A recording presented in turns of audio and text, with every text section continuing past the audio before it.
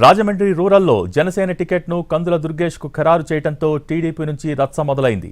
TDP Janasena పొత్తులో భాగంగా సీట్లు ఖరారు కాకుండానే ఏ పార్టీకి ఆ పార్టీ ఉమ్మడి తూర్పుగోదావరి జిల్లాలో సీట్లు ప్రకటిస్తూ ఉండటం ఇరు పార్టీల శ్రేణుల్లో తీవ్ర చర్చనీయాంశమైంది. ఆయా నియోజకవర్గాల్లో అభ్యర్థులు ఎన్నికల బరిలో మేమంటే మేమున్నామని ప్రకటించడంతో క్యాడర్ అయోమయంలో పడుతోంది.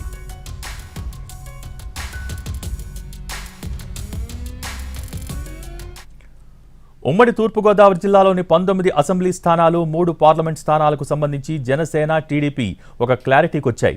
Rajanagaram, Rajahmundry rural, Razole, P Gannavaram, Pithapuram, Kakinada rural స్థానాలతో పాటు కాకినాడ పార్లమెంట్ స్థానాన్ని జనసేన ఆశిస్తోంది.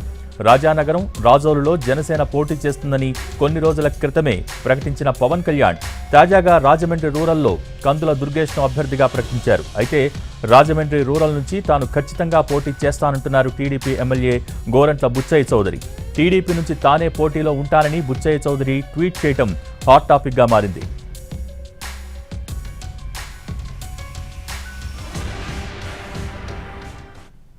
రాజమండ్రి సిటీ టికెట్ పైన టీడీపీలో గందరగోళం నెలకొంది. బీజేపీతో పొత్తు కుదిరితే ఈ సీటును టీడీపీ వదులుకోక తప్పదనే సంకేతాలు వస్తున్నాయి.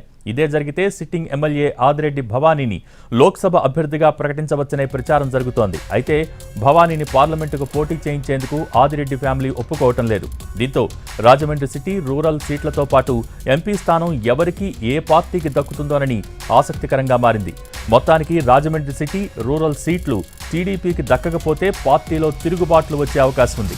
బుచ్చయ్య చౌదరి, ఆదిరెడ్డి ఫ్యామిలీ రాజకీయ భవితవ్యంపై సందిగ్ధత నెలకొంది.